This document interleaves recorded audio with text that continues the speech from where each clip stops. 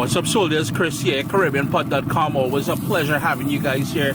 We're not in the kitchen, we're out in the backyard. July month of grilling continues, and we're using fingerling potatoes, carrots, that garlic pesto that we made, the garlic scape pesto we made last week, asparagus fresh from St. Jacob's Market. You gotta watch that video. So a nice little one pan roasting on the grill. Stay tuned, you're gonna love this one, man. Yo, this recipe is so simple, man. What I got here is some what they call fingerling potatoes.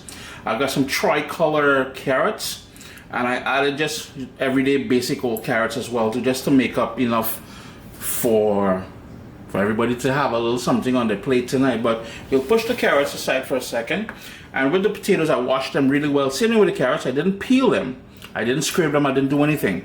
The potato, all you would do, cut them in half and into your roasting pan. It is that simple, ladies and gentlemen.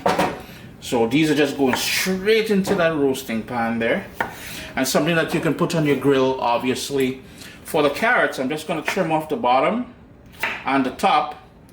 That's going in the rubbish, and if they're thick like this, you're just going to cut them in half. If they're a bit thinner, like something like, I don't even have an example to show you, something like this, we will just leave that whole, but we will trim off the top and the bottom. It's been sitting in the refrigerator for a few, so we're just trying to get out and use those trim off. Like this one here, I'll just run my knife down the center. That's a nice big one. Again, top, bottom, and remember, you really got to wash these good, eh? And that's all you're doing. That's all you're doing. So back to the potato for a second. With the big everyday carrot, again, top and bottom, top, that's going in the rubbish. And what I like doing with this one is like so. It's like so. So we got 4 pieces from that one. And all you're doing is top, bottom, rubbish, slice, turn, slice, turn, slice.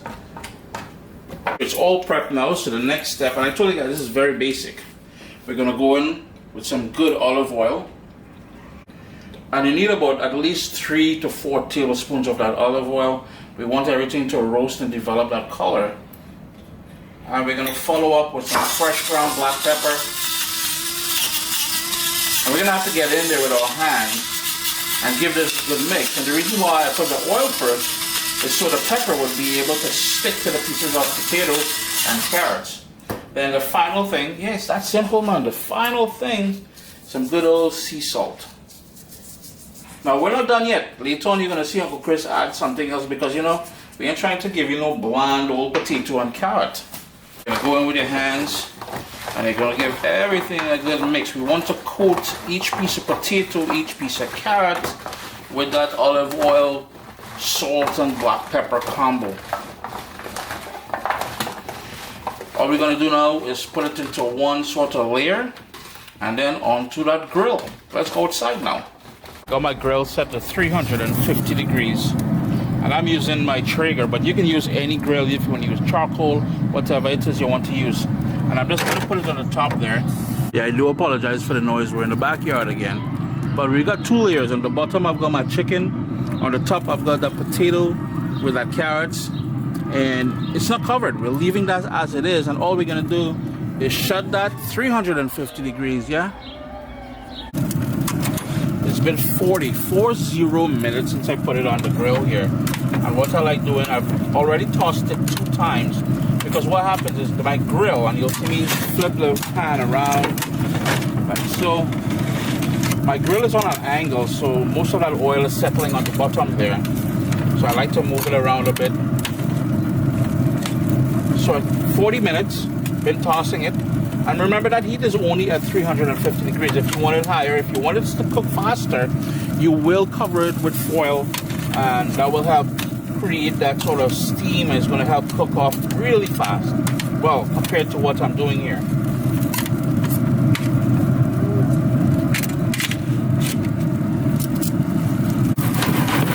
An hour into the cook, And we're gonna do a few things here.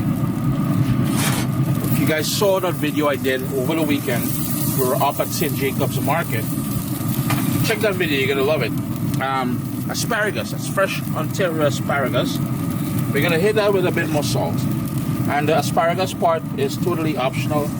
You could continue with the potato and carrots. I'm gonna go in with a drizzle more of that olive oil. And one more video you gotta check out is, if you guys recall, maybe about a week ago, fresh out of my garden, we harvested garlic scapes and we made a pesto. And that is where all the flavor is going to come from. I know you guys were wondering about, Chris, where is all the flavor coming from? So we got 1, 2, 3 tablespoons of that pesto. Basically, all you have to do is toss the asparagus, the potato, the carrots, everything in that wicked pesto there. And then it's going to go back onto the grill and continue cooking. Now, I didn't add the asparagus early. Now, like I said, that's totally optional, but I didn't add it early because I didn't want it to overcook.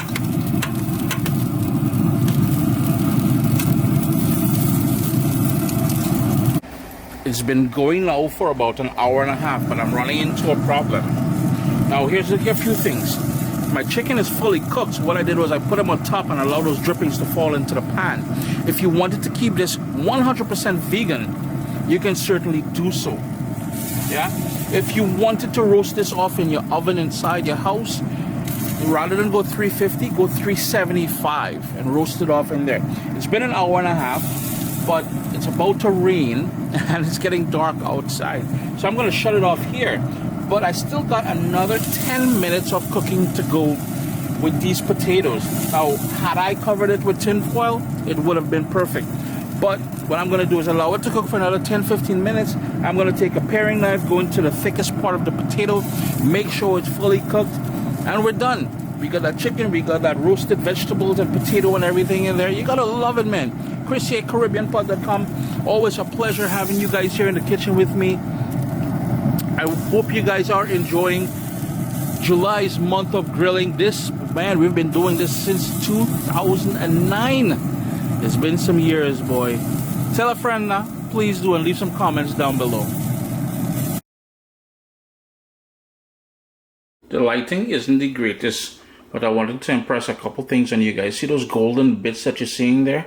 The edges and everything else? I ended up leaving it on the grill there for 2 hours. The last half hour I cranked it up to 400 degrees. So if you're doing this on your grill, if you're doing this in your oven at home, crank it up. If you want to get those nice little charred, that's pure sweetness, those charred bits that you're seeing there, like so.